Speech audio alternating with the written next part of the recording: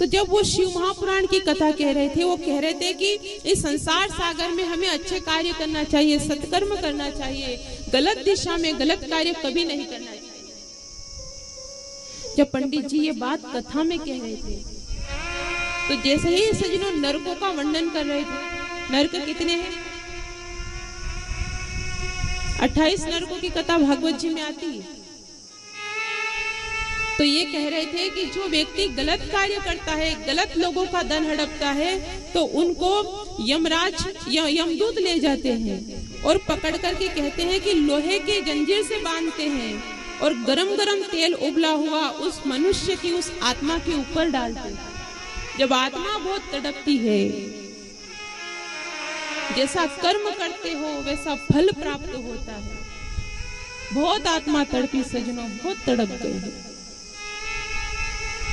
तो इस प्रकार से वो कथा को कह रहे थे शिव महापुराण के माध्यम से। चंचुला ने सुना, सुन करके सजनों कहती है, हे भगवान, मैंने जीवन में कितने गलत कार्य किए हैं।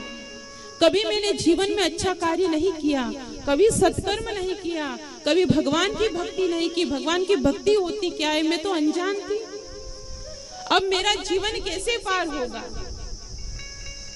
इसी तरह सजनों, जब हम गलत कार्य करते हैं, अच्छा सत्कर्म नहीं करते हैं, तब हमें भी कहीं न कहीं डर लगता है कि अब हमारे जीवन का क्या होगा। 84 लाख योनि में से सबसे अच्छा जीवन जो है वो मनुष्य का है। पशु तो जानते नहीं है, अपने शरीर का भी भान नहीं होता, लेकिन मनुष्य में भगवान ने बुद्धि प्रदान की है। तो अच्छी चीज, बुरी चीज को, भोजन को, कपड़े को, सारी चीजें को जानता है। इसलिए जब जीवन में ऐसे कष्ट आएंगे, ऐसी तकलीफें आएंगी, हमें कैसे ये सोच करके, विचार करके चंचुला के नेत्रों से अश्रु की धारा बहने लगी।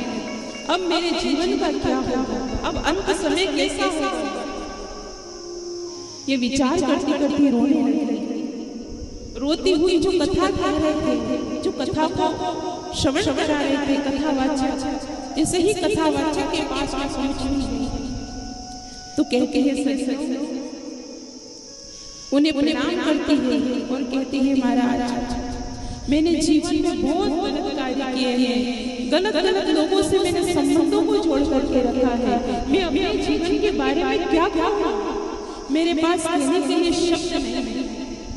पर महाराज, मैंने शिव महापुराण की कथा को सुना और कथा को सुना जहाँ कहते हैं कि जीवन में इतने गलत कार्य किए हो, उसको इतनी बड़ी सजा मिलती है, तो मैं विचार करती हूँ कि मेरे जीवन का अंत कैसा होगा, मेरा क्या होगा।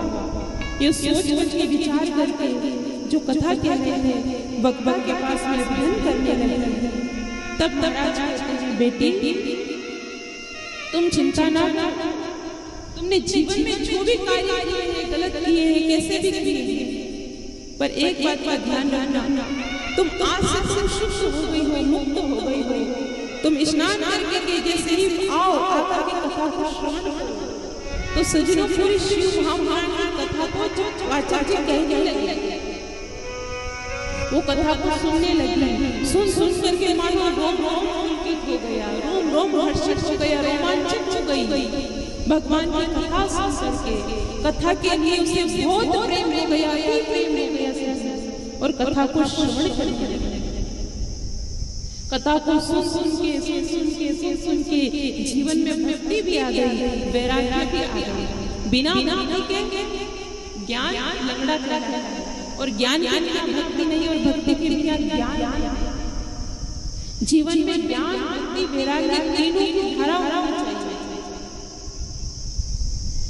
भक्ति करते हैं